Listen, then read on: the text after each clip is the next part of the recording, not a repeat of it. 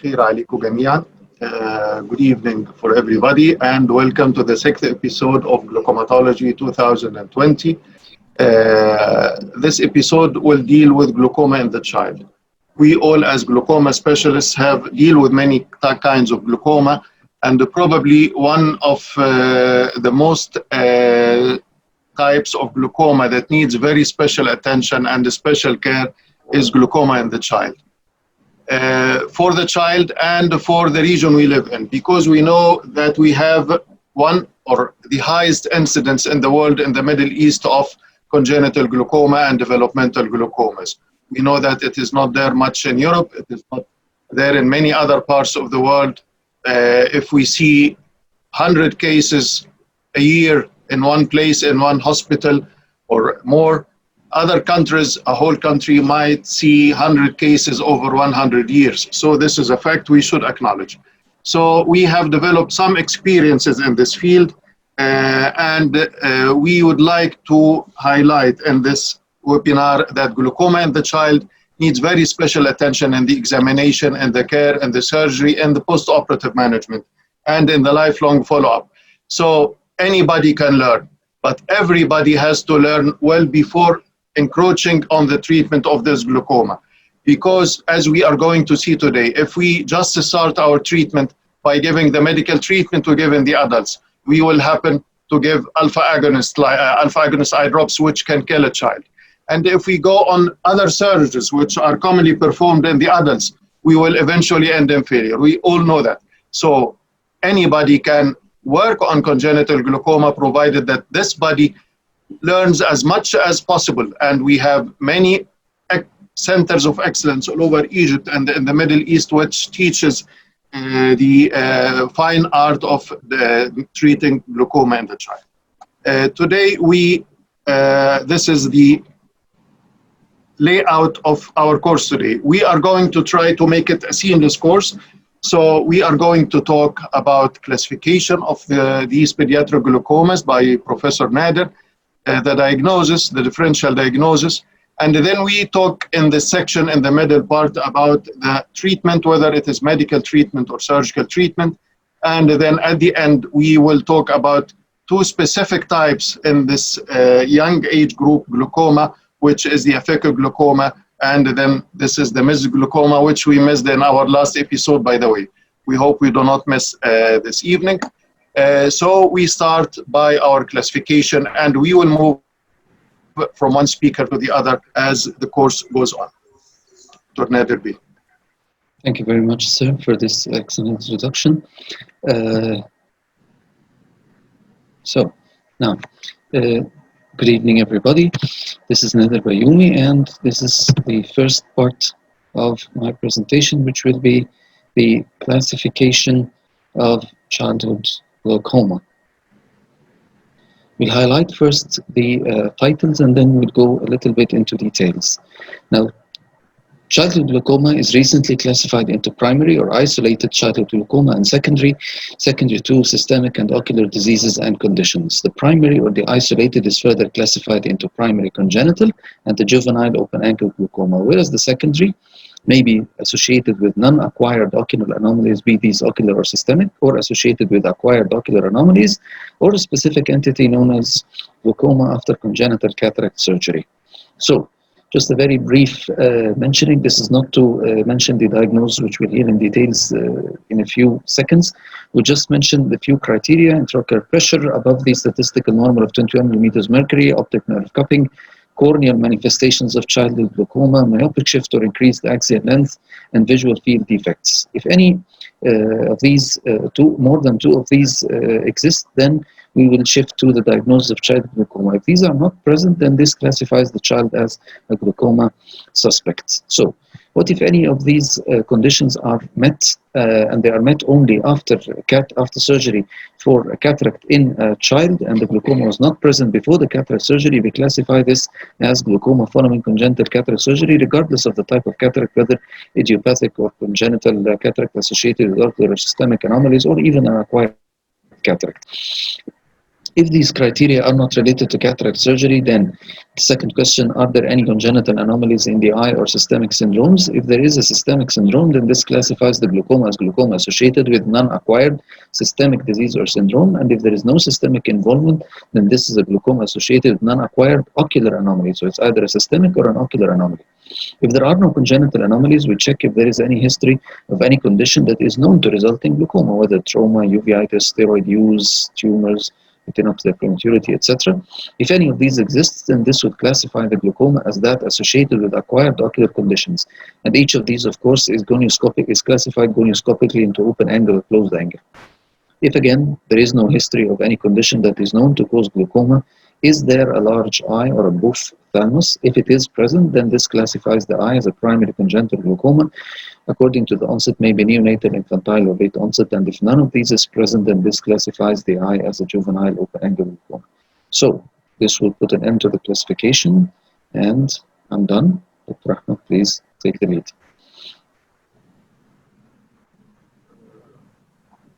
We would now be delighted to hear the diagnosis and the evaluation of primary congenital glaucoma by Professor Ahmed Khalil. Please, sir. Thank you very much. Evaluation of the early onset developmental glaucoma, primary congenital glaucoma, as we mentioned, warrants special attention. It has to be properly diagnosed, and it has to be continuously followed up through life. So cases of primary congenital glaucoma can present, as we all know, by corneal cloudiness, large corneas, tearful eyes, and intolerance to light. So probably if we start actually vice versa, although this because corneal cloudiness ensues in the severer cases, intolerance to light probably is the first sign, then tearful eyes, large corneas, and corneal cloudiness ensues. We have to evaluate the intraocular pressure. After all, this is a glaucoma, and we know that the cornea gets bigger and cloudy, so we have to examine this properly. And the optic disc is one of the mainstays of the diagnosis of glaucoma in the infant. The axial length is another way of measuring the size of the eye, together with the corneal diameter, and other tests are also there to do. Personally, in my practice, I bring the optic disc to the forefront of the examination of the glaucoma in the child or in the infant, and I'm going to say why. We start by the cornea, which is probably the usual presentation of these infants. The cloudy cornea, we know it's the commonest form of presentation in most of our centers, probably. So these are various forms: the megalocornea, slightly cloudy cornea, and the very big cornea in other eyes. So the megalocornea in all these. The subtle enlargement. Sometimes the corneas are large, but not remarkable. And parents consider this is a beautiful eye. Consider this child also on the right. Do you see it as big or normal corneal diameter?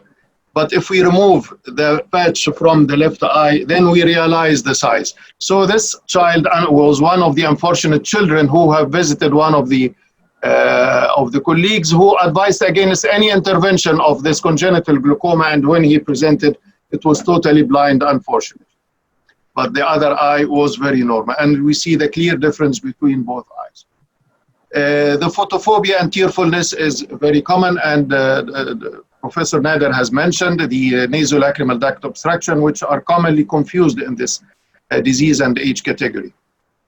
We have to measure the corneal diameter, and usually this is done in the operation theater, and usually we find corneal diameters more than 10.5 is like more diagnostic, and then actually corneal diameter can change, and this we have been in debate about this for many years, but corneal diameter can regress. So the eye on the left is the corneal diameter has got smaller, and it started to show herpes striae after clarity of the edema.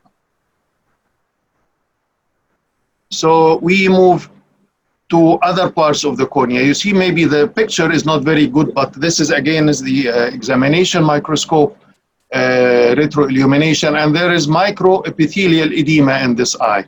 And this was actually the hallmark of the diagnosis in that child. And sometimes it is very faint cloudiness, like in this eye.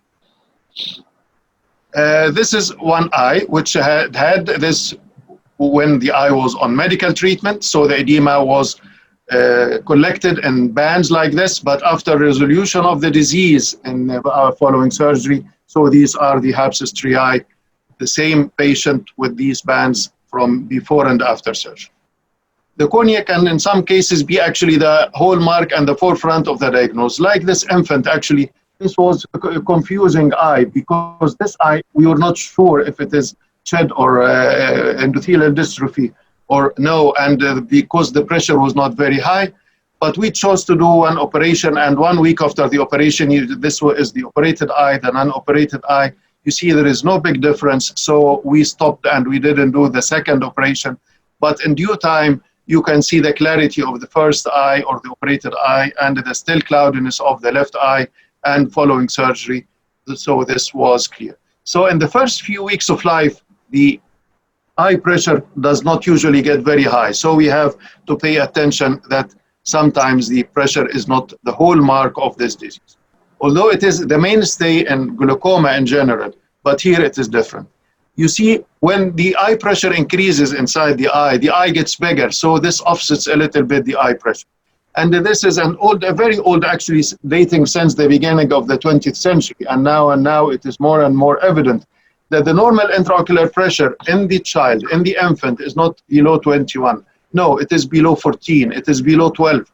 So you see this is a graph, in this first year of life, it was, this is the Schoid's measurements, by the way, 8.99, etc. And by the age of 5, then it is 13. So a pressure of 21 in an infant is not a normal intraocular pressure. The examination, probably I put the Perkins in one line and the other instruments on the other line. We have many newer and older instruments. Still the Schoid's can be of use and the other new modalities, but the Perkins remains the mainstay of measurement in these children. Anesthetic considerations, how do we measure? In the newborn, in the first few weeks in life, you can measure the pressure actually at your office because the child is rather helpless, and if he is little sleepy with his mom hugging him, probably you can get a glimpse and you are able to measure the intraocular pressure at your office with no anesthesia at all. And this can happen. If we are not able, then we go to the operation room. And at the operation room, we use anesthetic agents, and anesthetic agents all have an effect on the intraocular pressure, sometimes by increase and by decrease. Naturally, most of the agents, anesthetic agents, lower the eye pressure at different stages of anesthesia and depending on the anesthesia. So most commonly nowadays we use sevoflurane. Sevoflurane lowers the IOP remarkably, maybe 5 to 7 millimeters mercury, but at some stages it is actually the same as the with no anesthesia. And I have tested this with some of my patients. So you need to know the stage of the anesthesia, and best is to measure from the very beginning of the induction till the deep anesthesia and then before the child wakes up. The device considerations, each device has its own maneuvering systems. So you have best to avoid contact only but for the cornea. So avoid contact with other, of course, hitting the eyelids, etc., and know your device well. The anatomical considerations, these are small eyes of babies, larger eyes inside a small palpebral fissures. So by any even gentle opening of the eyelids, they can thigh on either side, pressurize the eye and increase and give a false eye reading. So you have to be very gentle. And personally, I take several measurements and I separate from the patient at least 5 times. Total separation between me and the patient 5 times. You have to standardize your instrument. You have to take several measurements, and I take actually the lowest measurement, not because it is the most hopeful, no, but because probably it was the least that had pressure in the eye. And again, we are not happy if the pressure is 18 in a newborn. This is the examination in the operation room. And this is the examination in office. Sometimes, if you know the child from the very beginning, you can train him by a smart mother, and this child was less than 1 year old, and it is possible to measure if you know your child well and your child can trust you. Actually, this happens not infrequently. And then when the child grows up, this is maybe 2 or 3 years old and older and older. So you can have different settings. This is totally awake children in the office setting of the Research Institute of Ophthalmology. And the child is helped by the nurse, or sometimes he helps himself, like we see on the left-hand picture. So the optic disc has also a very important brunt in the diagnosis and management of the congenital glaucoma. The normal optic disc in infant has no cupping. This is a very important statement. So any disc more than 0.3, this is definitely a pathological disc. 0.1, 0.2, you can be suspicious. Optic disc cupping larger than 0.3 is pathological, is glaucoma. So dilated fundus examination, risk evaluation are very essential in the follow-up of these children. It is steep-walled, it is central, it is circumferential, oval when it is progressing or regressing.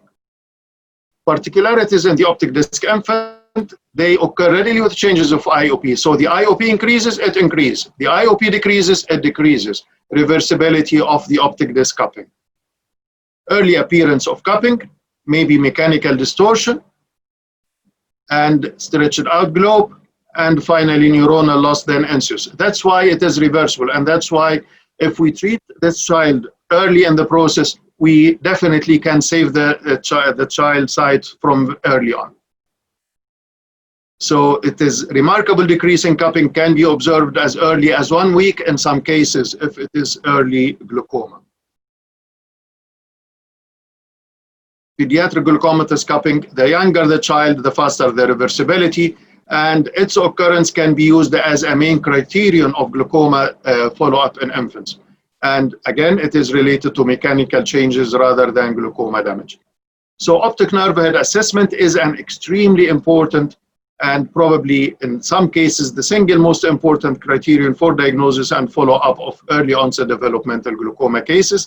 The setting in the newborn in the operation room, and then in the adult, or sorry, in the older child. Angle examination is very important. We know the goniogenesis, and probably it was talked before in the first episode, but then we will also need to examine the angle very well, either at the operating room or in the in the theater, or sometimes if you are able to in older children follow up in the office. So this is for examination, and then we go back to dear Dr. Nader to tell us about the differential diagnosis of congenital glaucoma or early onset developmental glaucoma. Okay. Thank you very, very much, Professor Khalil, for this really difficult task, simplified and made very easy for the listeners. Thank you very much, sir. Now, let's present in quite a few minutes the differential diagnosis of childhood glaucoma. That is, in simple, does any child that presents with a large cornea or a watering eye or whatever other manifestations of childhood glaucoma, does it essentially have to be a case of childhood glaucoma? In other words, what are the other conditions that may mimic childhood glaucoma? That is, in other words, in scientific terms, the differential diagnosis. So the child may present with the, let's use the lay term of the parents, an abnormal color of the eye. This abnormal color of the eye may not necessarily be a corneal edema resulting from an elevated intraocular pressure. It may represent simply a case of mucopolysaccharidosis, which is a storage disease, and these are very characteristic with their characteristic faces, as we can see in their cloudy corneas with normal intraocular pressures and normal optic nerves. Congenital hereditary endothelial and stromal dystrophies, as we can see in this child as an example, and in this other cloudy corneas, in which the condition is stationary, not progressive, everything otherwise is normal except from a cloudy cornea. And of course, the birth trauma from forceps, which is exceedingly rare these days in view of the switch to CS or cesarean section in cases of difficult labors. What about watering eyes? Well, this may simply be a congenital nasolacrimal duct obstruction, may not necessarily be watering with intolerance to light, which is a hallmark for photophobia and the presence of corneal edema rather than just a simple obstruction of lacrimal drainage pathways. What about large eyes, big eyes, ophthalmos eyes? This may simply reflect a congenital meliarocornea, as we can see in these 4 eyes. Actually, these eyes have otherwise completely normal features, or simply a congenital high myopia. Sometimes the child may present with a defective vision due to high ametropia, or there may be an accidental discovery of some optic disc abnormality, which may not necessarily reflect a glaucomatous cupping, but rather another congenital optic nerve anomaly, such as a congenital optic nerve pit, a congenital glaucoma of the optic nerve, morning glory anomaly, or things like that, which may appear as an optic, which may mimic or look like glaucomatous optic affection. So, as highlighted by Professor Khalil, and we would like to emphasize again, intraocular pressure above normal, a larger axial length for age, and abnormal cupping for age, and all these coupled with progression over time are key to the diagnosis of childhood glaucoma. Otherwise, other factors should be considered in the differential diagnosis. So, thank you very much, and we may I invite Professor Khalil for the next talk on the medical treatment, or let's take a break with our sponsor, Orchidia, please. Hello, doctor. Greetings from Orchidia Pharmaceutical Company. I hope you, your family, and all your beloved ones are safe and in good health. Today, I'm going to talk about glaucoma patients. Twinzol brings patients to the targeted IOP regardless of their baseline. Twinzol reduces the IOP by 30% for patients whose myopia is more than 25 mm mercury. And for those whose myopia is more than 30 mm mercury, Twinzol could reduce it up to 50% of the IOP. Another product for your glaucoma patients is Alpha Nova. Alpha Nova is the perfect add-on therapy with a superior neuroprotective effect, along with less incidence of ocular allergy, as Alpha Nova is preserved with sodium purite. Finally, I would like to remind you with OcuGuard, a tailored formula of vitamins, minerals, and herbs. Thank you for your time. Thank you, Orchidia Farm, for the sponsorship, and please may I invite Professor Khalil to talk to us about the medical treatment about childhood glaucoma. Professor Khalil, please take the lead. Thank you. Thank you very much, dear Professor Nader. So we talk about medical therapy for the management of congenital glaucoma. Is there a role? We know little about the long-term effects and complications in infants of all anti-glaucoma drugs. And what about their efficacies? So we have beta blockers, the topical carbonic anhydrase, prostaglandin analogs, the alpha agonists, and the cholinergics. These are the most available. But maybe the most important thing we would like to highlight in this brief talk is the alpha agonists. Alpha agonists, I'm going to mention again the beta blockers. Sorry, I will wait for the alpha agonists for now.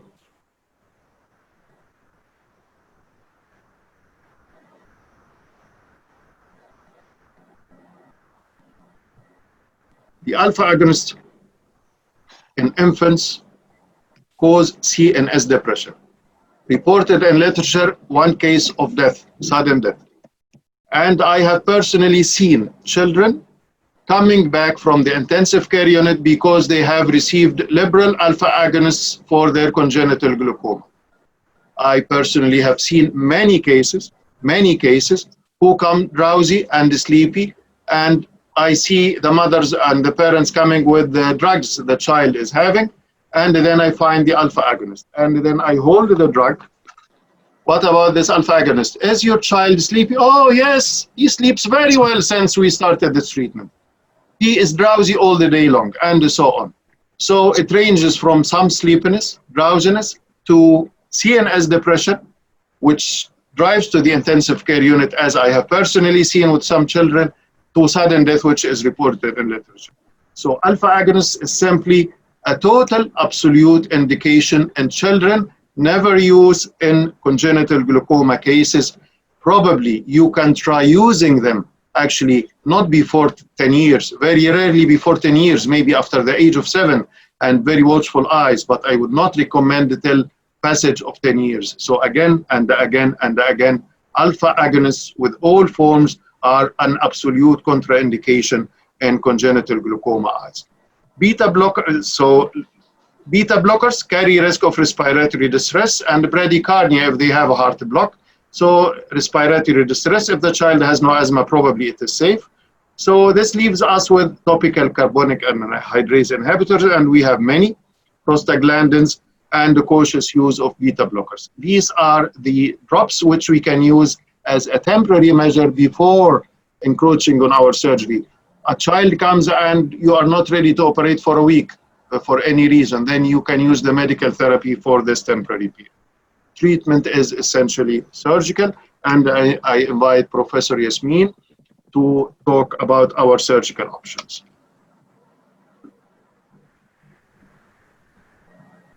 So my talk is going to be on the choice of surgery in pediatric glaucoma.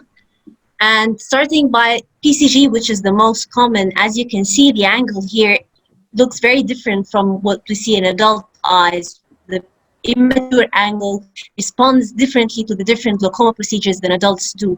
And that's why we tend to target the angle more often than we do in adults. So the surgical options could be angle surgery, where you address the angle problem through surgeries that target the Schlemm's canal, the inner wall of Schlemm's canal and the adjacent trabeculum. Sometimes it may be appropriate to bypass these pathways with a trab or a tube procedure. And in certain situations, a cyclodestructive procedure may be the most appropriate. So as a primary procedure, angle-based surgeries have always been the standard, gold standard in glaucoma, especially in primary congenital glaucoma. By incising the trabeculum and the inner wall of Schlemm's canal, the aqueous gains better access to the collector channels and distal outflow pathways. In addition to that, in children in particular, the incision results in falling back of the iris away from this immature angle, and so the angle becomes significantly wider. This can be performed through either an ab-internal approach. If you have a clear view of the angle, you can do a goniotomy or a gap procedure, or through an ab-external approach. Usually, if the angle visualization is not clear, you perform a trabeculotomy. The success rates are variable. So as you can see here, I'm quoting this study by Al-Hazmi and co-workers from Saudi Arabia. As the glaucoma becomes more severe, the success rate is markedly reduced. So angle surgery works very well in mild to moderate glaucomas. In advanced disease, it's less likely, it's more likely to fail. So we looked at the risk factors for our cases in Abu Rish Hospital. Out of 452 eyes that underwent goniotomy and trabeculotomy, more than half of the goniotomy cases required another glaucoma procedure within the 3-year follow-up period of the study, whereas the trabeculotomy success rate was 70%. So looking at the different risk factors for failure and for less IP reduction. In the goniotomy, it was mostly related to the cupping. The more advanced the cupping, the less likely was the surgery to succeed. Whereas in trabeculotomy, there was a lot of adverse prognostic factors. The most significant on multivariate analysis were, interestingly, the female gender. So females are less likely to do well with angle surgery than males do. Positive consanguineous parents, younger age at presentation and at surgery, a higher preoperative IOP, and a hazy cornea were all adverse prognostic factors for the success of trabeculotomy. So all these factors collectively contribute to a more aggressive disease that is possibly more likely to scar. But then other factors like the collector channels health and patency that we know little about. So collector channels, we know that in adults, they're in charge of 1/3 of the resistance to outflow. We're not sure if we can extrapolate that in children. There are some studies that are trying to evaluate the health and patency of collector channels in adult eyes to be able to individualize treatment to those who can benefit more from angle surgeries. Maybe if we can use those more, we'll be able to benefit our patients better by knowing who would respond to an angle surgery more as well. But for now, it remains an obscure part that we can only know after the patient undergoes the surgery. Of course, for patients with very advanced disease, it may be more appropriate to go ahead with a cyclodestructive procedure if you think the visual prognosis won't be that good, or a tube procedure when you think the angle surgery will not work. Now, extent is an important thing. Extent matters. There's a growing body of evidence that points to the fact that the bigger the extent of the angle surgery, the more likely it is to succeed, which makes sense because it's less likely to scar, and even if it scars over time, there will be patent parts of the angle that are still functioning. Plus, you allow more aqueous to bypass the obstruction and reach the distal outflow pathways. So you may choose to use it as a primary procedure. I personally do that. Some people prefer to reserve it for patients with multiple risk factors or for redo cases that have failed conventional angle surgeries. Now, looking at angle surgery in secondary pediatric glaucoma, angle surgery has been shown in several secondary glaucomas to be successful in the child. So in aphakic glaucoma, it's been reported to have a success rate as high as 70%, according to Friedman and co-workers who've used the illuminated microcatheter circumferential trabeculotomy in their cases. Recently, we published a study from Abu Rish Hospital on the one-year results of circumferential trabeculotomy in glaucoma following cataract surgery on 33 eyes with aphakic and pseudophakic glaucoma. The success rate was amazing at 90%. So only 10% required another intervention within 1 year, and 50% were off medications at 1 year. There are other secondary glaucomas that have been reported to do well with angle surgery as well, including Sturge-Weber syndrome, microspherophakia. So really, any secondary glaucoma is worth attempting an angle surgery in, unless it has extensive PAS where you think it's a low prognosis procedure. So is primary trabeculectomy an option? Well, the answer is no, especially in primary congenital glaucoma. These pediatric eyes have characteristic features. They have a thickened tenon, they have a more aggressive healing response, and they're more likely to encapsulate and fail, whether early or later. The sclera in these ophthalmic eyes is thin, so when you dissect it, you may end up with a less than an ideal flap that may even become more problematic as time passes. And the stretched limbal anatomy makes it sometimes difficult to identify the limbal landmarks, so these eyes are more likely to complicate. And finally, most importantly, the risk of infection from leaving a bleb, which is really a ticking bomb inside these eyes over their lifetime. So the New York Eye and Ear Infirmary published a study on looking at the results of trabeculectomy in 29 patients in their series, and 5 of these, an appalling 5, had late bleb-related infection after an average of 2.5 years, and 2 of these were frank endophthalmitis cases, and that's in addition to other complications including retinal detachment, suture abscess, and phthisis.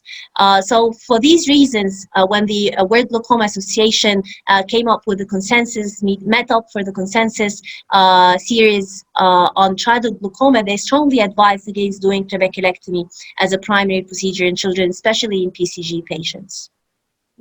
So now, what if the angle surgery fails? First of all, of course, we wait for a little bit, at least 1 month, but usually more than 3 months. Give it a chance, make sure that there's not a steroid response that's been raising the pressure. If the primary procedure was a conventional 180-degree trabeculotomy or goniotomy, then you can go ahead and treat the whole angle with a circumferential angle surgery. There is evidence that suggests that the success rate is quite high, 77% in eyes that have had circumferential trabeculotomy after a previous limited extent angle surgery. And not just that, but also after bleb-based procedures like and tubes, these eyes can go back to having a proper circumferential angle surgery. We do receive a lot of cases, unfortunately, that have had a trabeculectomy as a primary procedure, and when it fails, these patients, we go back and do an angle surgery, whether after a trab or a tube. And even the cases with clear cornea, you can go back. So this is a patient that had a tube surgery before and never had a proper angle surgery. So for this patient, a GAT was a proper, gave him the best chance with a minimally invasive procedure to lower the pressure despite the presence of a tube.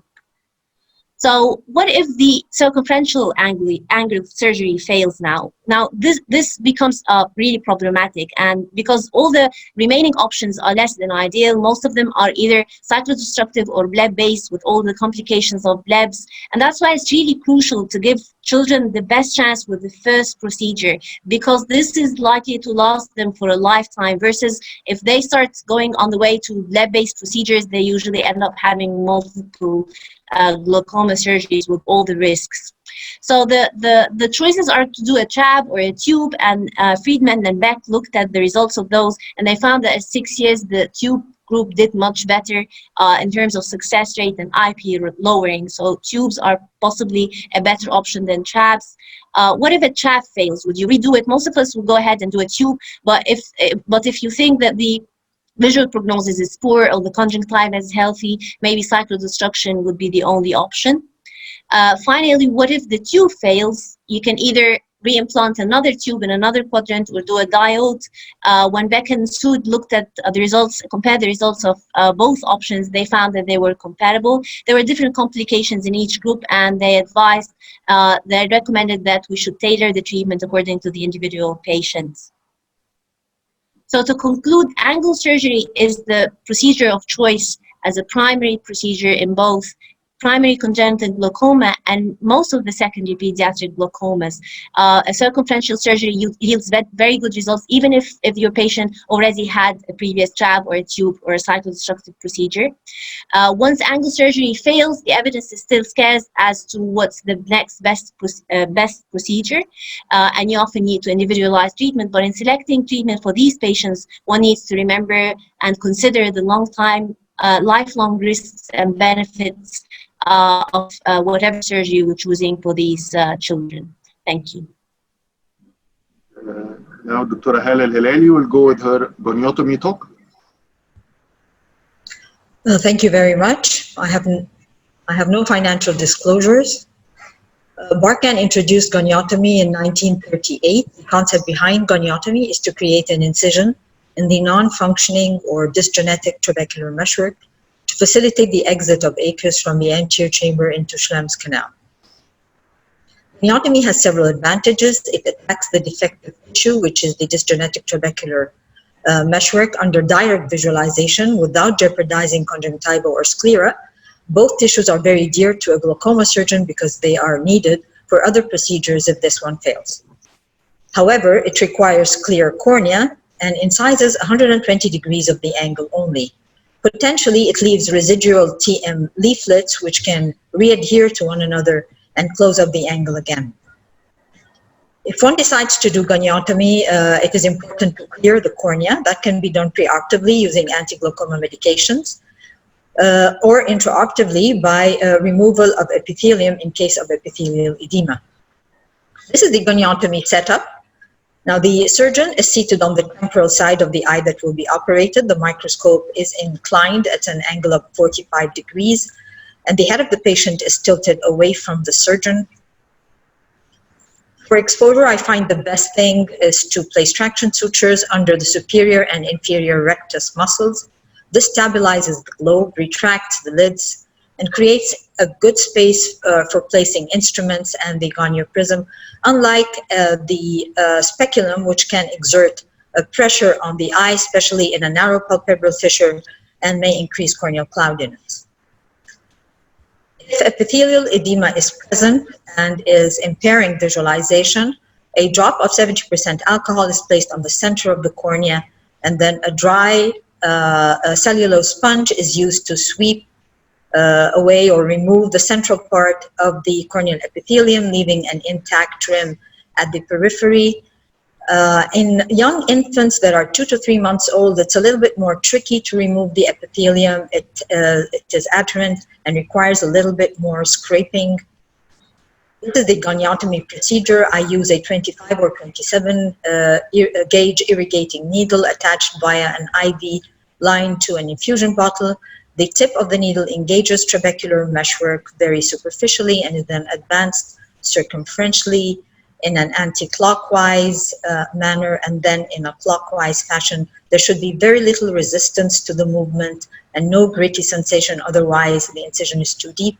You can see the root of the iris and the lower leaflet of trabecular meshwork falling back. This is continued along for as much of the circumference of the angle that one can visualize at the procedure. The importance of using the infusion bottle is that if bleeding occurs, the infusion bottle can be raised to tampen at the blood and continue the procedure with a bloodless field. It's important at the end to make sure that there is no TM gap, bridging the gap. The needle is removed and the entry site is closed with a single 10-0 embedded suture. You can see the trickle of blood from the Schlemm's canal into the anterior chamber. Another case where we oftentimes see that the root of the iris is inserted above trabecular meshwork. These are a little bit more tricky to do. You place the tip of the needle just above the root of the iris and try to tease that angle open. I find it easier in this case to go from untreated parts of the angle towards areas that I've treated, 1 to 2 clock hours at a time. And I repeat that process, and this is easier for me than going from treated to an untreated part. Post-operative care is important. If I'm doing a unilateral case, I turn the head of the patient to the same side. That will place the site of the goniotomy incision uppermost. It will allow blood to trickle away from the angle. And this will prevent accumulation of fibrin at the site of the gonio incision, which can end up in scarring and synechia. Steroid antibiotic eye drops are used initially at 6 times a day and then tapered over 4 to 6 weeks. And of course, one needs to watch out for steroid responders. Now, the results of angle surgery, goniotomy and trabeculotomy, are both very favorable in Western studies. Goniotomy is reported to have a success rate between 75 and 80%. However, the results in Middle Eastern studies are less favorable. Here are 3 studies with average or reported success rate about 50%. And this emphasizes the more aggressive form of disease that we have to deal with in the Middle East. Hazmi reported, however, that choosing cases with mild primary congenital glaucoma, the success rate is 81%. These mild cases have a preoperative intraocular pressure less than 25 millimeters mercury, corneal diameter less than 13, and good corneal clarity. And this emphasizes the importance of case selection in goniotomy cases to achieve success. This is a study coming out of Cairo University. 81 eyes were included. These eyes had a minimum follow-up of 4 years and mean follow-up of 5.9 years. And the mean age of surgery was 6.1 months. Cases were considered successful. A complete success if intraocular pressure post-operatively was less than or equal to 18 millimeters mercury without meds, and a qualified success if the same pressure was reached with meds. So the early success rate after 1 year of surgery was 69.1%. However, late failures occurred in 18.5%. The mean time to failure was 5 years. And this again emphasizes the need to continue monitoring these patients and following them up for a very long time. Long-term success rate was 50.6%. Risk factors for failure were positive consanguinity and surgery in the first month of life. There's another study coming out of Cairo University that Yasmine touched on before, and the failure rate was 56% with a mean survival time 17.6 months. We also tried to assess the efficacy of using the Cahoop dual blade in performing goniotomy. The instrument has a sharp tip that makes the initial incision in trabecular meshwork, and as it is advanced, the heel or the footplate is rested against the outer wall of Schlemm's canal, and the ramp stretches and lifts trabecular meshwork to facilitate creating 2 incisions by the 2 sharp blades on either side of the instrument. Potentially, using the Cahoop dual blade will excise a strip of trabecular meshwork. This results in a near complete removal of trabecular meshwork, and potentially reduces the scarring and fibrosis of residual trabecular meshwork leaflets. This is a case where, which was operated using the mark and meet technique. The anterior chamber is deepened with viscoelastic. The Cahoot dual blade is advanced across the anterior chamber, and an initial incision is made with the tip of the Cahoot dual blade. This is the primary incision.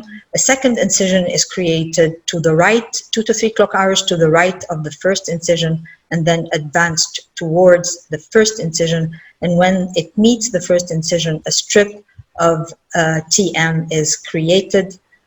You can see the strip here. Now, you can repeat that procedure, and by doing so, end up with several strips that are either loose in the anterior chamber or adherent at a point, and can either way be removed with a 23 gauge forceps at the end of the procedure.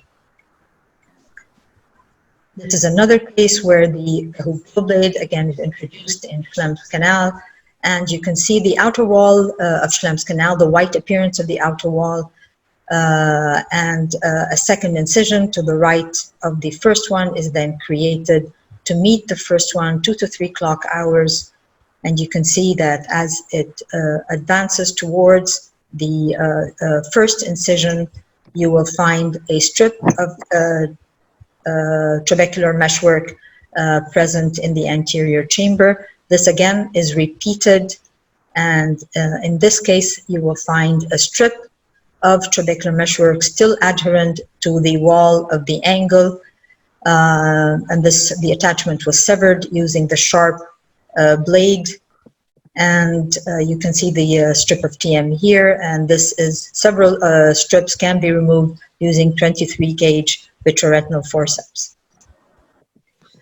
So the Cahoot dual blade ab internal trabeculectomy was easy to perform. It controls the depth of tissue removed, and that I find is true about that procedure.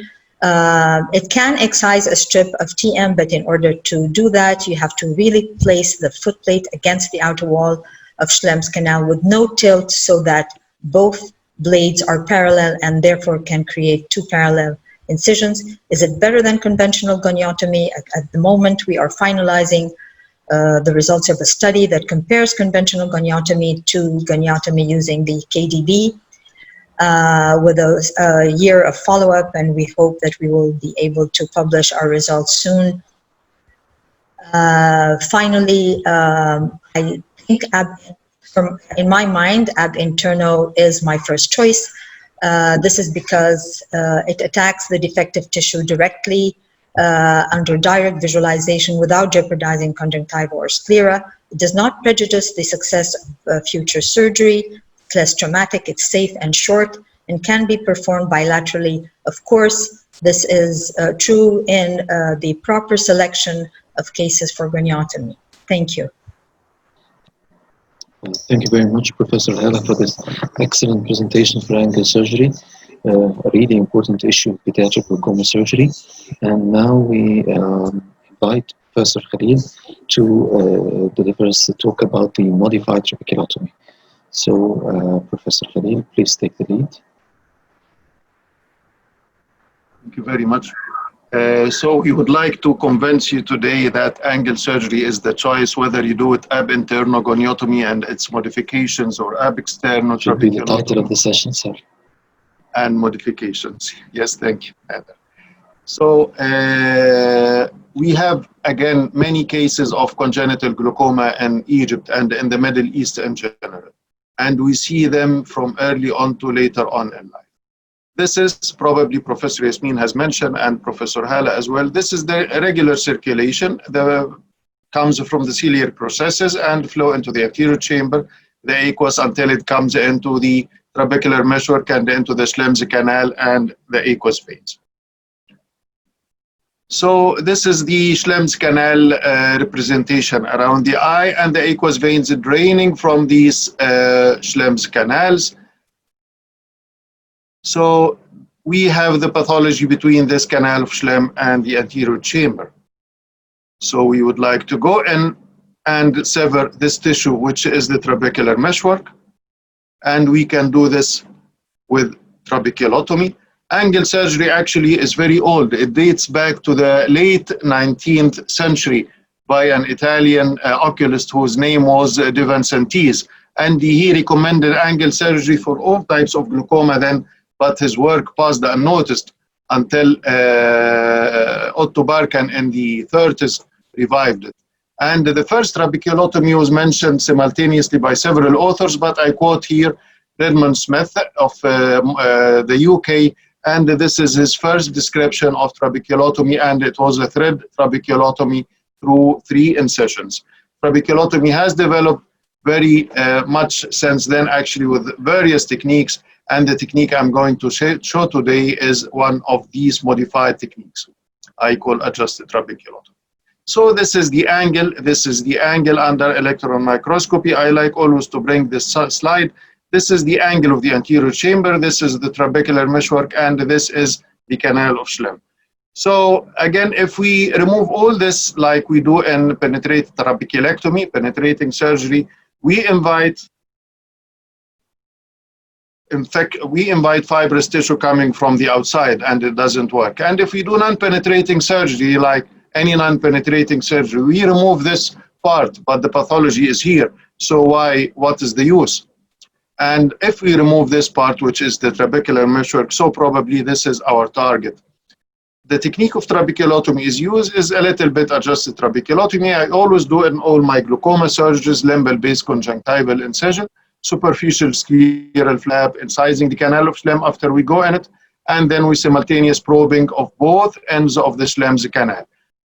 We have the advantage of simultaneous probing, and with these handleless trabeculotomy probes, we go on with the probes right and left, and we rotate them so it is easy to go on either side, because after collapse of the anterior chamber, it becomes really difficult to get the canal of Schlemm from the other side. So we have to make good exposure by corneal traction sutures, and I prefer to take 2 bites actually to have this smooth lowering down of the eye, and then this is the limbal-based conjunctival incision, and I make again another traction suture. This takes actually quite a bit of long time, but it pays back. And then we do the superficial scleral flap, and I insist on making a usual scleral flap in these eyes with gentle dissection. And then we try to make this radial incision to find the canal of Schlemm. And you can find the canal by exposure like this, sometimes very gentle egress of aqueous, sometimes egress of blood because of the hypotony in the eye, which ensues after the opening of Schlemm's canal, so blood regurgitates back from the aqueous veins, and this is very gentle aqueous egress, and the egress of blood, very gentle egress of blood here. So all these are good signs that you are in the canal of Schlemm. And then you introduce the trabeculotomy probes. And the very big advantage, these are very lightweight, so they are very, very difficult to maneuver. But again, you are very, very sure they are similar to thread trabeculotomy, but have the sturdiness of a rigid trabeculotomy probe. And here I did not yet go into the anterior chamber. One probe is inserted and the other probe is inserted, and you see the shape. It should go easily if you make the good proper circumference of the probe. You see here, now you are sure in the canal of Schlemm. Where else can you be with these near microscopic trabeculotomy probes? You are sure in the canal of Schlemm, and then when you rotate these, then probably you will sever, for sure, not probably, the canal of Schlemm. So now both probes are in place before entering the anterior chamber, and then when the tip starts first, this is a very good sign, and this is hyphema. I always call my lovely hyphema because it's a very nice and gentle sign of my success in severing the trabecular meshwork. You see gentle hyphema here, and gentle hyphema will ensue here, my lovely hyphema, one of the sure signs again that we are successful. I do this technique actually even from the temporal side, as you can see here. If this child has done previous surgeries, including any surgery, I do this even after tube surgery, and it has a good success rate even after more vigorous or more I say, sorry for the word, violent surgery of trabeculectomy or valve surgery in these eyes. These eyes need very gentle attention and surgery. Appearing of the tip first, not the whole probe, is a very good sign, and this ensures that you all again are severing the trabecular meshwork. And then I make tight closure because this is mainly an internal filtration. So tight closure of the scleral flap, followed by tight closure of the conjunctiva again. So at the end, there is no sign. And many cases, when few years later, you cannot detect any sign of surgery. This is a movie which I would like to say, this is the inside of the eye, inside of the anterior chamber following trabeculotomy. And this is, if we move the gonio lens, we here see the goniogenetic part illustrated before. And then if we move again, this is a goniotomy, but not performed by Professor Elhilali, of course, but because this was not a very accurate trabeculotomy, we see the adhesions and so on, which are, sorry, goniotomy. So this is a post-goniotomy picture of the angle. We hear about the aqueous veins. This is the aqueous vein coming from inside the eye. These are the conjunctival veins. This is the aqueous vein coming from the canal of Schlemm to the eye, and I'm going to demonstrate to you. After, now you see, this is the passage of the aqueous vein from inside to outside of the eye. And when you see, I'll make a pause here, you see this is the canal of Schlemm, not yet open, but here again, this is the aqueous vein. So it is coming here from the canal of Schlemm, this line is bringing the aqueous veins, and then it comes out into the subconjunctival space. And when we depressurize the canal of Schlemm, blood comes back from the aqueous veins and come into my incision. And again, this is the regurg back of the aqueous from the aqueous vein blood. And this is, by the way, also the reason for what I call my lovely hyphema. So this is the picture I showed in the examination part, and we see the edema with medical treatment. These are bands, opaque bands of the cornea. And after, sorry for that, and after treatment, and after surgical treatment, you see this is after conclusion of the surgery, and this is few weeks later with total clarity of the cornea and abscess striae present.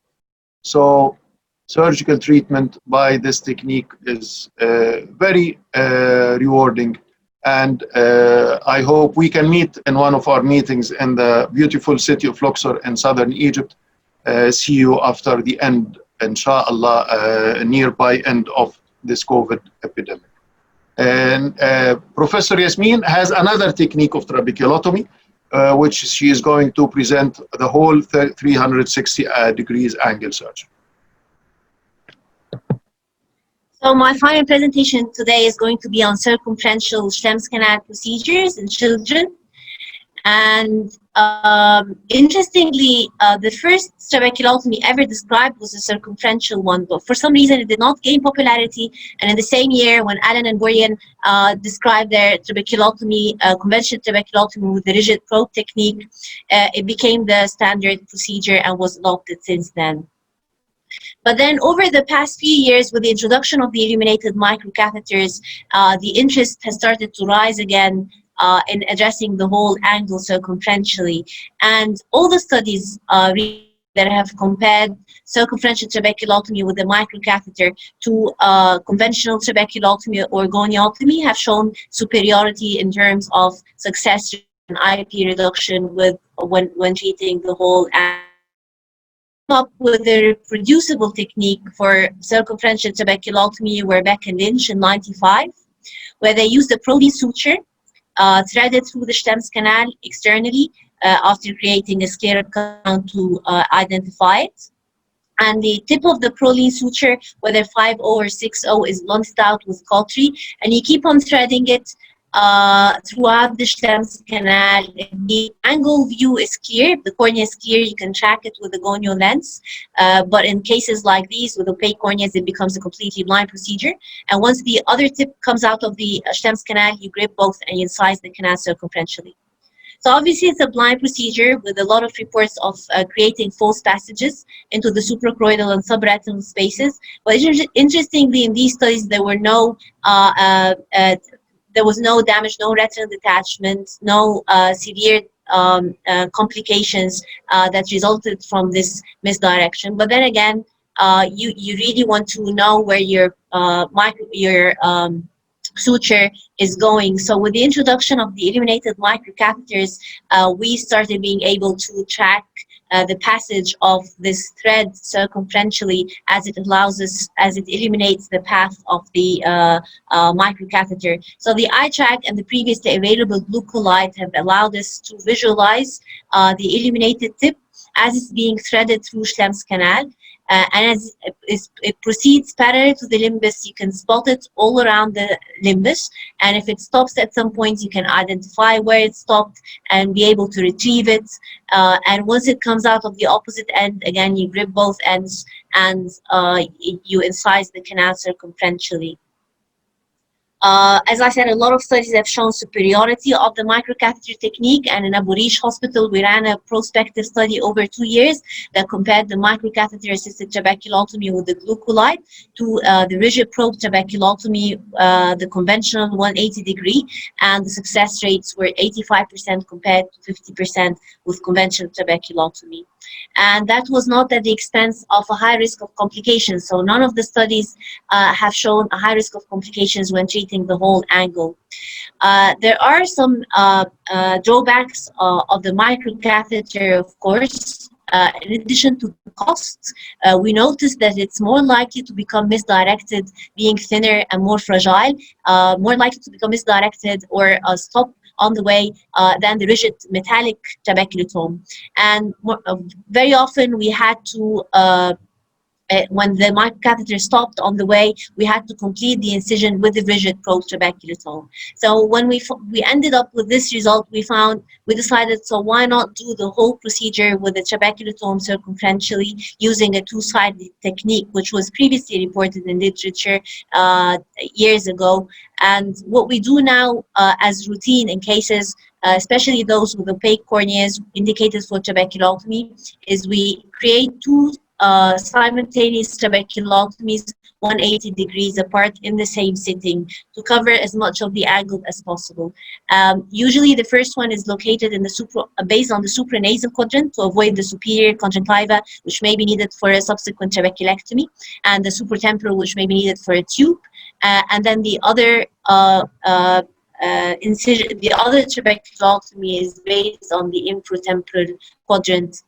We tend to deroof the Schlemm's canal to be able to visualize its floor, make sure it's patent, make sure that it's actually Schlemm's canal, because again, there are a lot of false passages where the probe can go through. So it's much safer to visualize where you're going before you proceed with the probe parallel to the limbus. And once you're in, you go in strictly parallel to the limbus, making sure that it doesn't proceed and penetrate the anterior chamber prematurely, because you can start properly inside Schlemm's canal, but then cut the course short by penetrating the AC before you reach the tip, the end of the probe, or you can misdirect posteriorly into the suprachoroidal space. And when we compared the two-side technique retrospectively to our microcatheter cases with the glucolite, we found that the results were comparable. They both created circumferential trabeculotomies in different ways. Actually, the two sides yielded slightly better results, but that was not significant. So this is what we do as a standard procedure, more or less now. The drawback, of course, is that you violate the conjunctiva with these ab-external procedures. And so for this reason, Davender, Grover, and Ronald Feldman, around 5 or 6 years ago, came up with the GATT procedure, which stands for Gonioscopy Assisted Transluminal Trabeculotomy. So this is basically an ab-internal circumferential trabeculotomy that you create using a Pauline suture or a microcatheter. So you create a goniotomy-like incision, onioscopic view, and then you thread the Pauline, usually 5-0 suture, again with the blunted tip with cautery. You insert it through one of Schlemm's canal. Of course, speeding up here the procedure, but it's quite, if it goes smoothly, it's a quite quick procedure that can take 5 to 7 minutes to perform. And then the suture starts reappearing from the opposite end. As you can see here, it's covered by the fragile inner wall of Schlemm's canal, and then cut it circumferentially. You can do that with the Pauline suture or with the microcatheter. whether the eye track, which is available now, and the results have been fairly good. Feldman and Grover, they published their results in primary congenital glaucoma and juvenile open-angle glaucoma. Although there aren't too many eyes, but hopefully in the near future there will be more studies. But we can expect it to be at least as good as trabeculotomy, circumferential trabeculotomy, but with the added benefit of being performed through an ab internal approach with no violation of the saliva and through an MBR incision. And finally, Sight Sciences came up with device that can create, again, a circumferential incision. They called it TRAP 360, and it consists of an injectable, non-illuminated microcatheter that you inject on one side of Schlemm's canal and use it to incise the canal over 180 degrees, and then you go back and inject it on the opposite side and incise it over 180 degrees. There's been one published about that actually in the APUS meeting, the last APUS meeting in 2019, and the success rate was around 70% in pediatric eyes. So to conclude, circumferential Schlemm's canal surgery, whether using a microcatheter, a rigid probe, trabeculotome, or a suture, whether through an ab external or ab internal approach, has really improved the success rates of angle procedure, especially in primary congenital glaucoma. There's no evidence that the risk of complications is higher with circumferential compared to conventional ophthalmology and goniotomy. So you may choose to use it as a first-line procedure or still reserve it for high-risk patients or recurrent patients, recurrent glaucoma after angle. Thank you.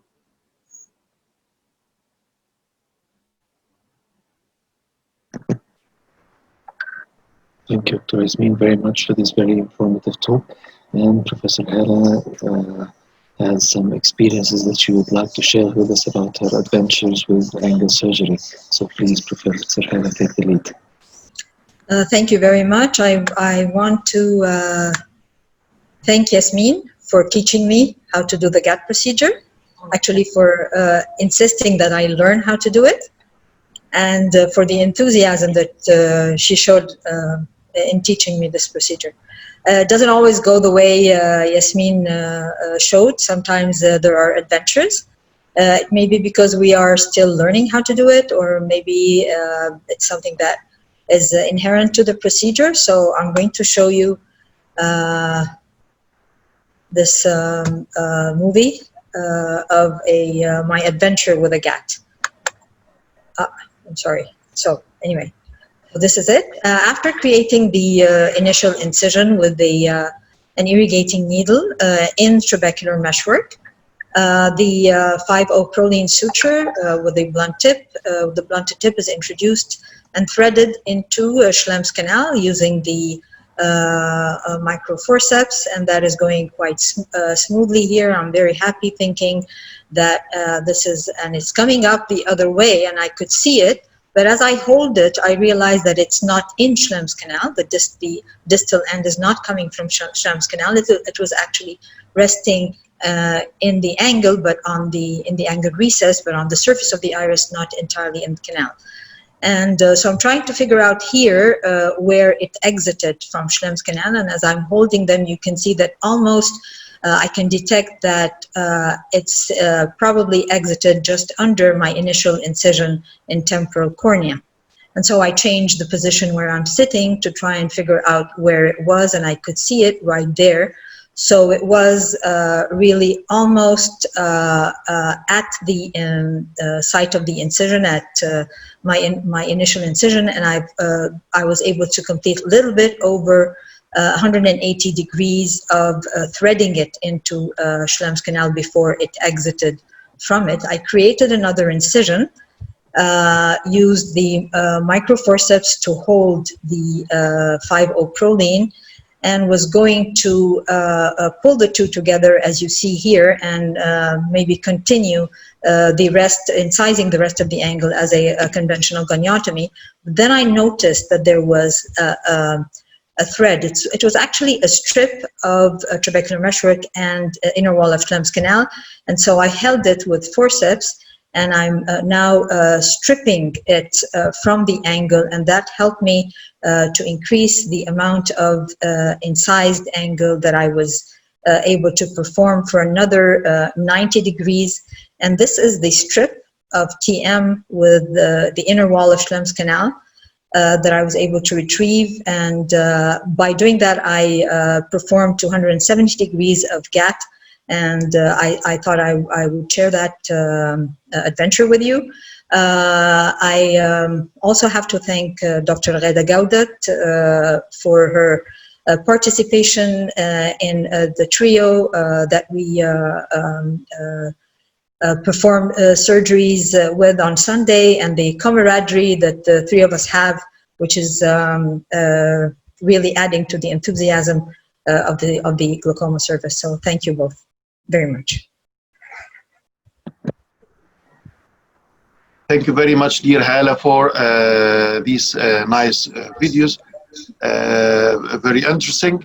And I would like to mention that this is our 6th episode of Glaucomatology. And as we mentioned in the beginning, that we are dividing the CME accreditation into 2 parts. So you have to attend 6 episodes, minimum 5, to take the credit hours of the first part, which is 6 hours. And there will be a test which will be sent to you by email during this week. And the CME examination will be next Saturday. So just after the next glaucomatology part, it will be on Saturday, just a second. So 8 days from now, the Saturday on the 17th, from Friday of the 16th, from 10 a.m. to 10 a.m. the following day, which is Saturday the 17th. The CME test will be available for you to answer along a full 24 hours. So together with attending at least 5 sessions, you will be able to get the credit hours. Now we leave you with a short intermission with Orchidia, our sponsor, and its products. Hello, doctor. Greetings from Orchidia Pharmaceutical. I hope you, your family, and all your beloved ones are safe and in good health. I'm going to talk about dry eye patient, especially who is associated with itching. Orchidia offers the integrated solution from Orca-P-Post and PolyFresh Extra. Orca-P-Post is anti-aging and anti-allergic agent, which is not only has exceptional antihistamine effect, but also has a novel special mechanism as anti-aging agent by inhibiting nitric oxide secretion at nerve endings. The second arm of our solution is PolyFresh Extra, which is a unique combination that gives extra hydration effect and balancing the tear film osmotic pressure, in addition to the anti-inflammatory effect of glycerol. Thank you for your time. So again, as I mentioned earlier, we are trying to convince you that angle surgery is the answer for glaucoma in the infant, whether you do it from inside the goniotomy, the modern techniques, the partial trabeculotomy as I do, or the 360 degrees trabeculotomy Yasmine does. So all these are good options. But we all, as pediatric glaucoma surgeons, also see a lot of regular trabeculectomies done in infant eyes, and though sometimes it can be successful, they are usually associated with much complications which can be actually lifelong and everlasting. So Professor Nader will talk us through some of these complications which he encounters in his practice. Nader, please. Thank you very much, sir.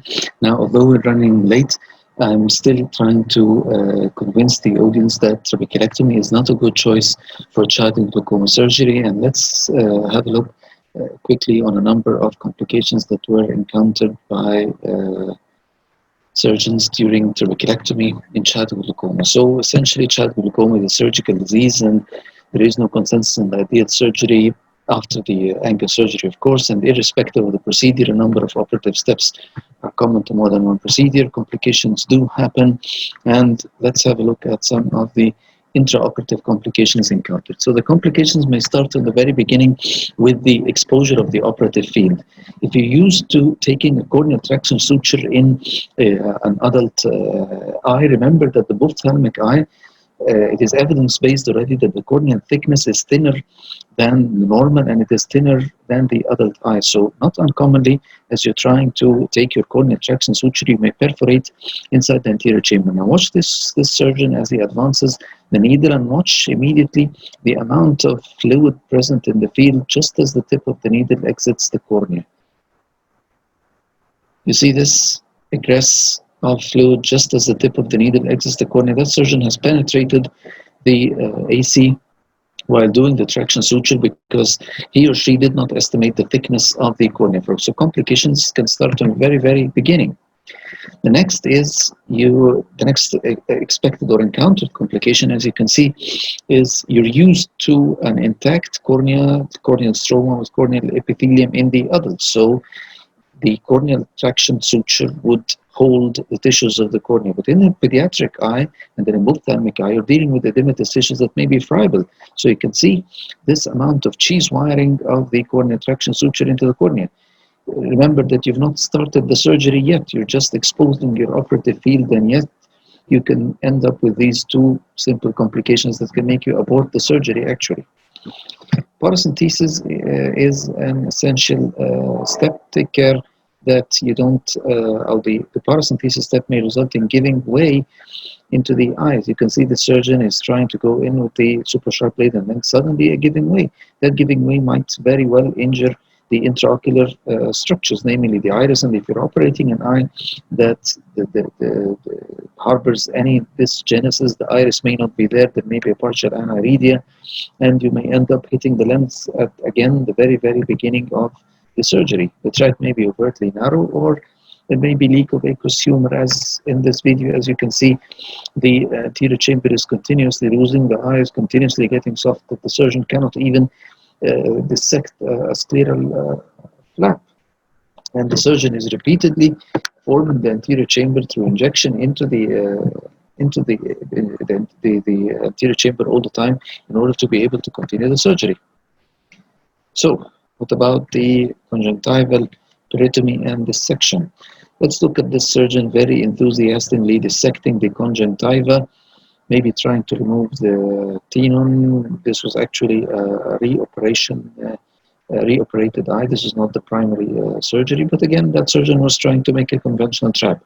So very enthusiastically trying to dissect the tissues, the fibrosis, the tenon, and then let's have a look at this coming surprise. Very interesting jack in the box.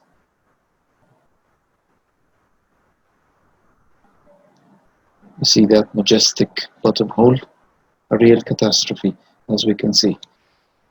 Liable to occur in pediatric glaucoma surgery as well as in other glaucoma surgery, but is really catastrophic in children. While you apply the anti-metabolite, if you're planning to do a trabeculectomy, you might as well consider using an anti-metabolite. This is an almost unedited video. I have not edited the number of sponges, but if you count the number of sponges inserted here, you'll find that the surgeon has inserted one more sponge than he has removed. So you can very commonly forget one of the sponges behind. Again, another catastrophe, because mitomycin is known to be cytocidal. It can cause actually melting of the sclera, melting of the conjunctiva. It can end up with a real catastrophe. So this is, again, honestly, this is an unedited video. We have not deliberately removed one of the sponges during removal. Just count the sponges as they're being removed. There is one sponge left behind. The surgeon is still overtly enthusiastic, overzealous, adding more mitomycin, really wanting to perform a really nice filter. And then let's count them while they're being removed.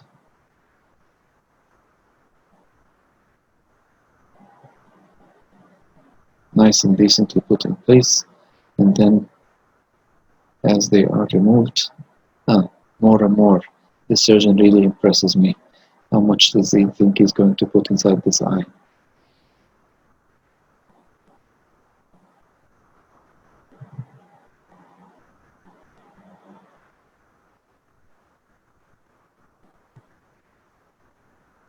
Obviously, the surgeon and the assistant have lost count in this case, and while they're trying to extract the sponges, there will be one left behind.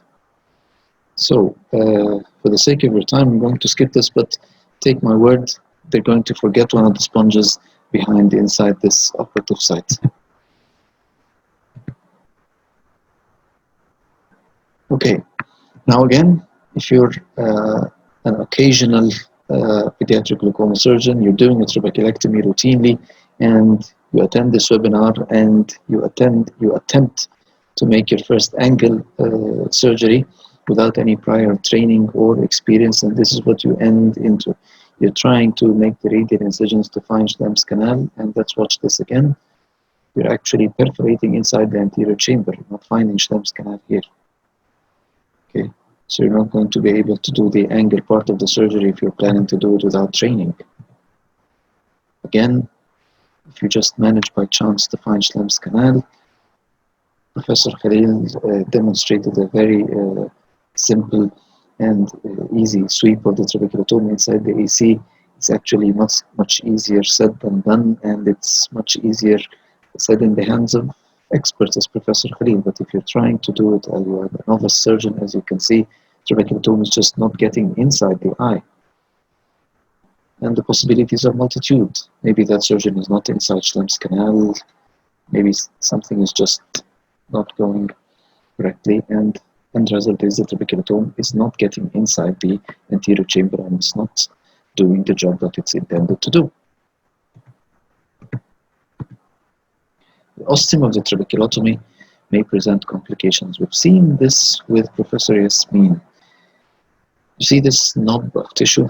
Guess what's this? I guess we all know from cataract surgery. This is vitreous. Where does vitreous come from? In a trab. Please allow me to present this once more. Even in a routine trab, if you're thinking that the trab in a child is routine, it's not routine. This is a vitreous knuckle coming out from an attempt to enter the anterior chamber during pediatric trabeculectomy. Finally, enclosure of the conjunctiva. The sutures have to be really tight because every drop of aqueous counts. Maybe the inadequate or the not very tight closure of the adult trab, based on the fact that the sclera is rigid and it will hold the conjunctiva. This is not the case in children. The sclera is not rigid, it will not hold the conjunctiva, and the closure, if it is not really tight, may leak aqueous, and the bleb is will not form. So the take-home message would be that childhood glaucoma surgery presents a real challenge that mandates significant skill, experience, and extreme attention to the finest details. It's not a job to mess with if you're not a routine pediatric glaucoma surgeon. So that concludes the talk about complications of an occasional trabeculectomy surgeon in a child. Thank you very much, Professor Khalil. Okay. So this would make us proceed with the next talk. Okay. Now, my final talk today would be about glaucoma after childhood cataract surgery. Childhood glaucoma after childhood cataract surgery has a lot of issues actually. In the examination, we have to highlight that there is no consensus in the studies about the cutoff level of normality for the intraocular pressure for the diagnosis of glaucoma after congenital cataract surgery. Actually, as Professor Khalil highlighted, that statistical normal of the adults of 21 millimeters mercury is not the case in children. It is much less. It is dependent on the age group, actually, the anesthetic that you use, the tonometer, the technique. There are a lot of variables. But end of the story or baseline, it's not the usual 21 millimeters mercury of the adults. Okay? So, as in all childhood glaucomas, except for eyes with advanced optic nerve damage, we have to look for progression or change over time. And as Professor Khalil highlighted, the most important parameter is the optic nerve appearance, whether you describe it by cup disc ratio, neural ring thickness, whatever you choose to describe the changes in the optic nerve, but it is the optic nerve that shows the major brunt. Then come the other parameters, namely the axial length, the corneal diameter, the refractive status, after, of course, raising the issue of the controversial issue of the intraocular pressure. Just a reminder, don't forget that the central corneal thickness after pediatric cataract surgery is significantly thicker than normal, and this may result in an artifactual elevation of the intraocular pressure, just to confirm the diagnosis. Gonioscopy cannot be overemphasized in such a case because there may be an associated dysgenetic angle, or there may be a complication of the pediatric cataract surgery itself in the form of peripheral anterior synechia as an example. So gonioscopy should not be overlooked in such a case. So again, How to treat? Well, of course, we treat the glaucoma, not the rise of the intraocular pressure. Having mentioned so, we have to emphasize the importance of treating the cause, medical treatment, as Professor Khalil highlighted, and the surgical treatment. So, what's the treatment algorithm or the treatment paradigm? The first issue, since we're dealing with glaucoma after cataract surgery, is to look at the visual axis, not because this affects the glaucoma, because this affects the visual outcome of the child. So there's no point in treating glaucoma in an eye that has an occluded or an obscured or a not very clear visual axis. It would be useless to normalize the intraocular pressure in such a case.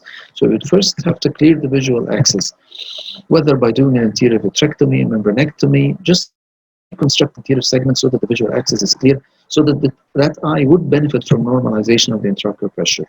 Feedback this loop until you have a clear visual axis. Once the visual axis is clear, let's look at the anterior segment anatomy. If it's disorganized, again, you're at the same point again. Just correct or make intact the anterior segment anatomy. Once we have an intact anterior segment anatomy with a clear visual axis, we then move to the next question, which is the glaucoma surgical procedure. We have to mention again that there is no consensus on the ideal glaucoma surgical procedure for glaucoma after congenital cataract surgery, bearing in consideration that angle surgery would still give the best results, at least as a primary procedure. But let's say, again, there's no consensus. So the algorithm suggested would be to look at the conjunctiva. If the conjunctiva is healthy, we would consider the gonioscopy, and the gonioscopy, we would consider the questions of the angle being mature or healthy or immature or unhealthy. The conjunctiva, if scarred, we look at the visual potential. Next issue, if the visual potential, whether the visual potential is good or poor.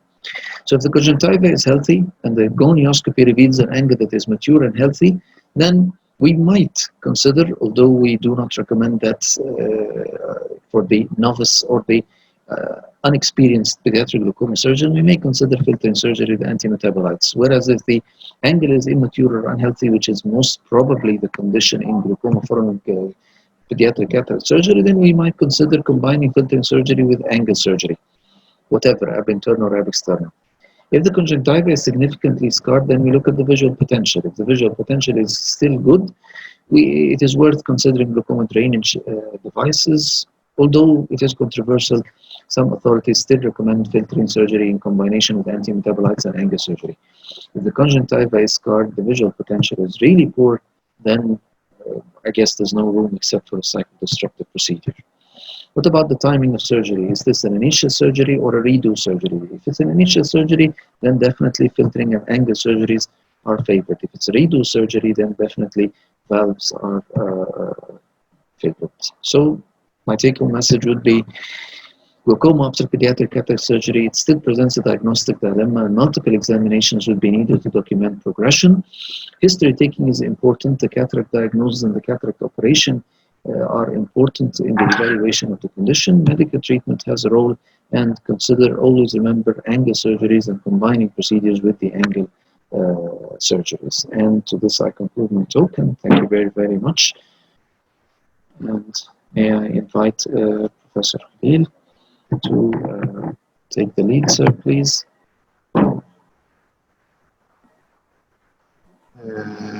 Thank you very much, dear Professor Nader. So this is the last talk, and actually it is a short talk I'd like to share with you.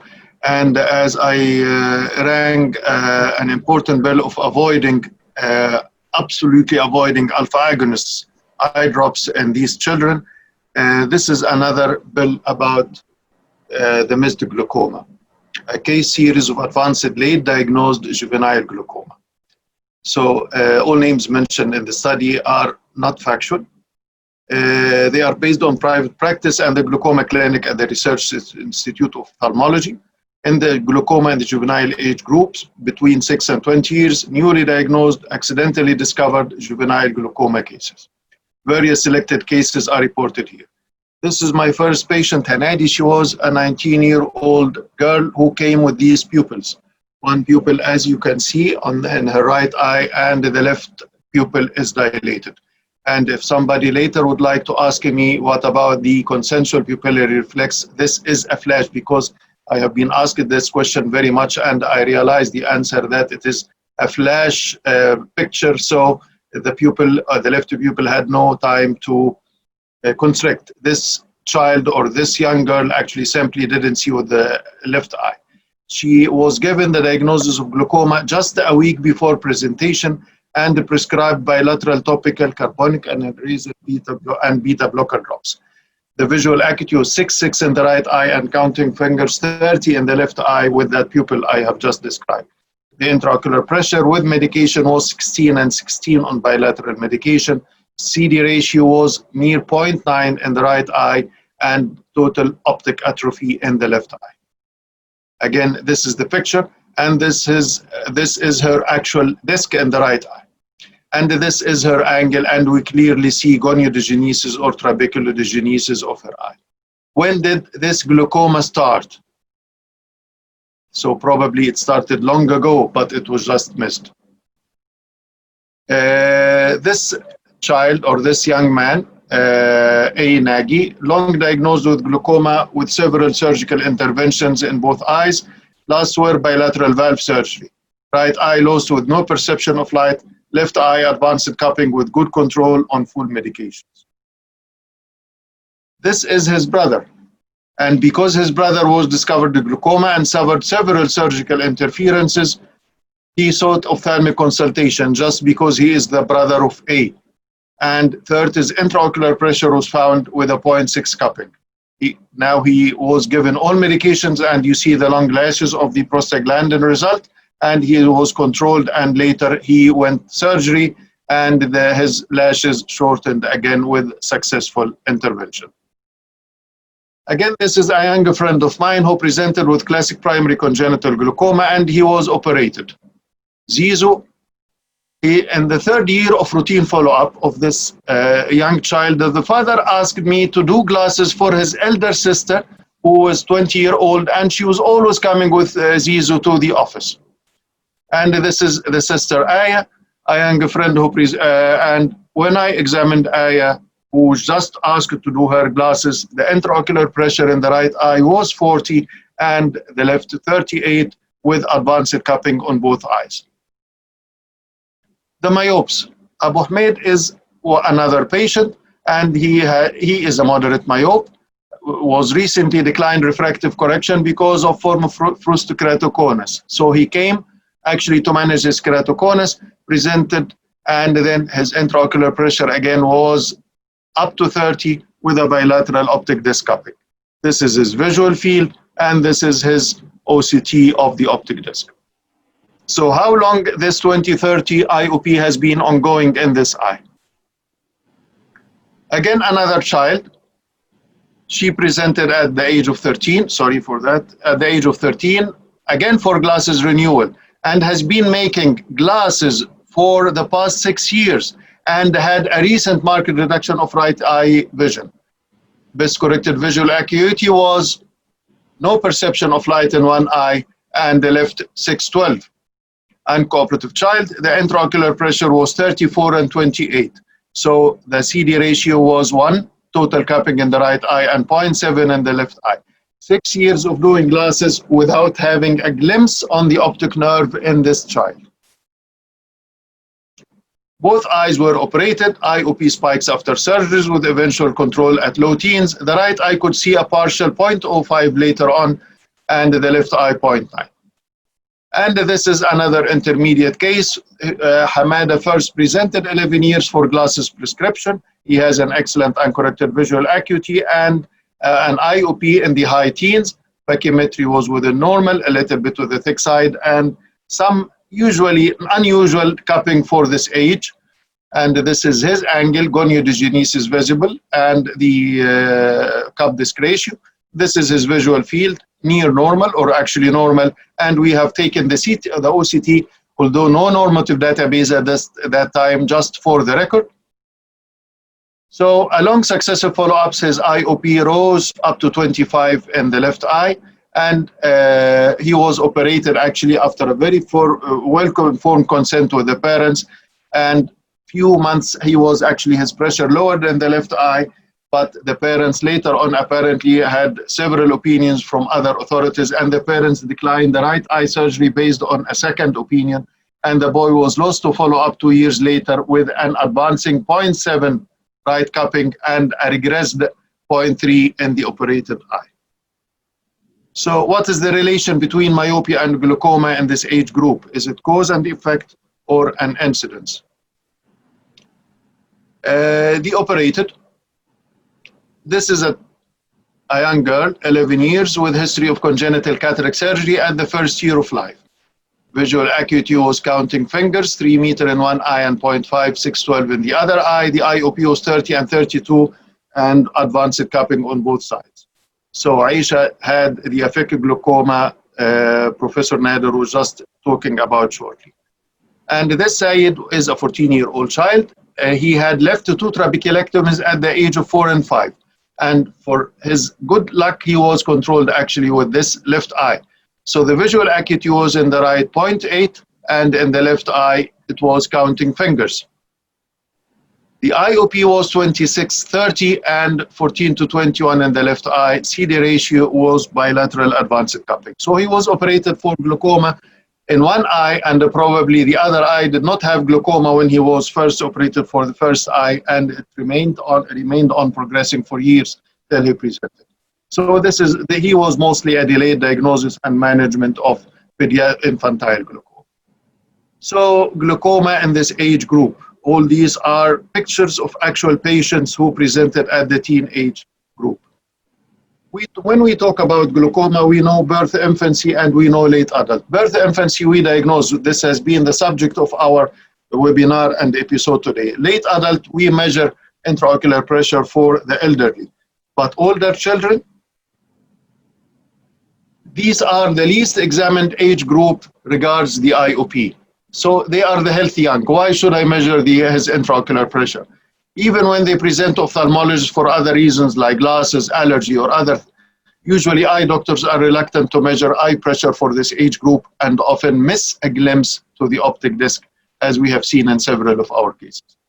Topical steroids are prescribed commonly in this age group for allergic conditions. So the steroid-induced can happen. So in this young adult, it can be a developmental primary, either early developmental glaucoma, which is the congenital glaucoma, which was not diagnosed, or later onset, because we know that we have later onset developmental glaucoma.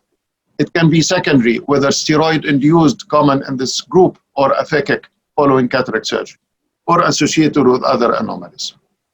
So what we would like to raise the alarm, that children glaucoma is commonly missed glaucoma. It is commoner than what we think, to say the least. And with the more subspecialization, we all now are refractive surgeons, glaucoma surgeons, and then among refractive surgeons, subspecialization, and among retinal surgeons, subspecialization. Awareness has to be spread in all presumably unrelated ophthalmology subspecialties, like refractive surgery, strabismology, posterior segment, and others. That it has been a clinical routine actually for the author to measure the intraocular pressure for every living clinic attendant, regardless of his or her age, and regardless of the presence or absence of the disc cupping at least once in the juvenile age group. You don't have to measure on every visit for this juvenile age group, but at least once it will tell you if this child can have this dull or grim possibility. Thank you very much for keeping you this late. And next week we are having an interesting webinar again on the glaucomatology, the 7th episode. It will be on angle closure glaucoma. So we wait to meet you again next Friday, inshallah, God willing, at 8 p.m. And remind you that again, the CME will be available next Friday from 10 a.m. to the following Saturday, 10 a.m. for 24 hours for you to answer and claim your credit hours. Thank you very much for all our wonderful, highly experienced speakers from various locations and academic centers in Cairo, Egypt. And we were very happy to have you all together with us this evening. So looking forward to see you again next week, God willing. Thank you very much for being here. Thank you. Thank you, sir.